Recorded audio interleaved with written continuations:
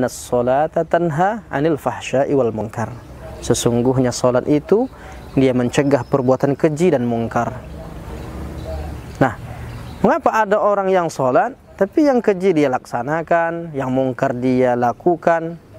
Boleh jadi persoalannya ada pada salat yang belum dia lakukan dengan sebaik-baiknya.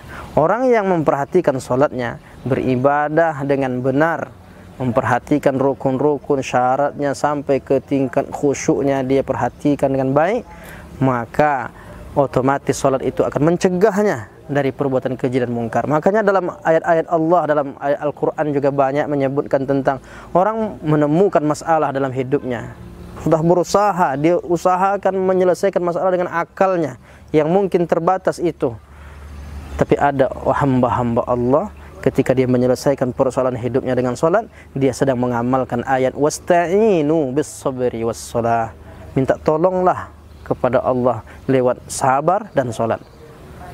Sama seperti yang disebutkan dalam hadis-hadis Rasulullah SAW, ketika Nabi menghadapi persoalan, sholat, dia langsung melaksanakan sholat. Jadi sesungguhnya sholat itu dia menyelesaikan persoalan hidup.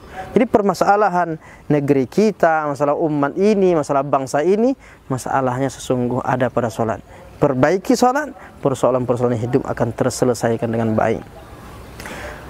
Mengapa orang bisa menyelesaikan masalahnya dengan sholat? Karena sesungguhnya salat itu sebagai solusi dari permasalahan hidup. Itu makanya dalam hadis Nabi juga disebutkan, ketika hamba idza qama ahadukum fi salatihi, seorang ketika dia melaksanakan salat, najja rabbahu, saat itu dia sedang berdialog dengan Allah Ta'ala. Dia sampaikan keluh kesahnya. Dia sampaikan, ya Allah, saya punya persoalan hidup. Mengapa orang bisa stres, depresi? Dia tidak adukan persoalan hidupnya kepada Allah. Ternyata untuk menyelesaikan masalah itu mengadulah kepada Allah. Dengan kita mengadu kepada Allah itu, sesungguhnya Allah akan berikan solusi dari permasalahan hidup kita. Mengapa orang terlalu merasa dirinya cerdas, dia mampu merasakan ini masalah ini kecil, masalah ini mudah saja diselesaikan. Dia menganggap otak akalnya itu sebagai Tuhan. Tapi sesungguhnya yang menyelesaikan masalah itu karena izin Allah Ta'ala. Maka mengadulah kepada Allah, carilah solusi itu dengan sabar dan salat. Salah satu yang bisa kita lakukan untuk menyelesaikan masalah hidup kita adalah ketika kita bermunajat kepada Allah Ta'ala. Maka dalam hadis-hadis Rasulullah SAW, berapa banyak hadis-hadis yang menceritakan tentang dialog seorang hamba dengan Allah. Katakan misalnya dalam Sahih Muslim, idza qala al-'abdu alhamdulillahi rabbil alamin. Ketika hamba Allah salat, dia sedang membaca surah Al-Fatihah. Saat dia baca alhamdulillahi rabbil alamin, Allah mengatakan, apa kata Allah? Hamidani abdi, hambaku telah memuji aku. Wa idza qala ar-rahmanir rahim, saat hambaku mengatakan Ar-Rahmanir Rahim, Allah menjawab, apa kata Allah? Athna alayya abdi, hambaku telah menyanjung aku. Wa idza qala maliki yaumiddin, saat hambaku mengucapkan maliki yaumiddin, saat itu Allah menjawab, majjadani abdi, hambaku telah mengagungkan aku. Dan seterusnya sampailah ke penghujung surah Al-Fatihah. Semua ayat-ayat itu ada dialog, artinya kita sedang berdialog dengan Allah, menyampaikan, termasuklah kita minta tolong, iyyaka na'budu wa iyyaka nasta'in, hanya kepada Engkau kami mengabdi menyembah ya Allah, dan hanya kepada Engkau kami minta tolong. Apa jawaban Allah saat kita minta tolong? Mengatakan wa iyyaka nasta'in, hazali wa li'abdi masalah, ini untuk aku.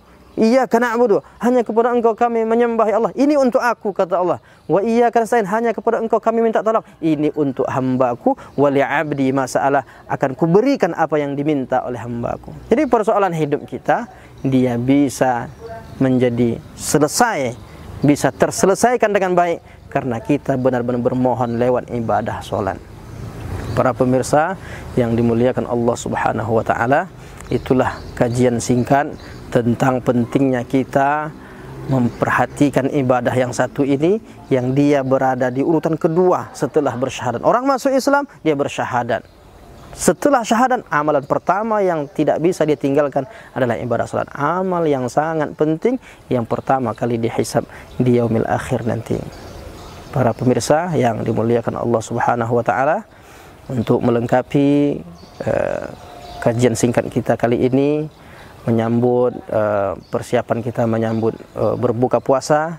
Mari kita berdoa dengan doa Allahumma laka sumtu wa bika amantu wa ala rizqika aftartu bi rahmatika ya arhamar rahimin. Atau kita berdoa dengan hadis yang lain seperti dhahabadh dhama'u wa batallatil uruqu wa thabatal ajru insyaallah. Kami ucapkan selamat berbuka puasa. Semoga ibadah kita diterima oleh Allah Ta'ala. Untuk melengkapi ini, mari kita sama-sama berdoa.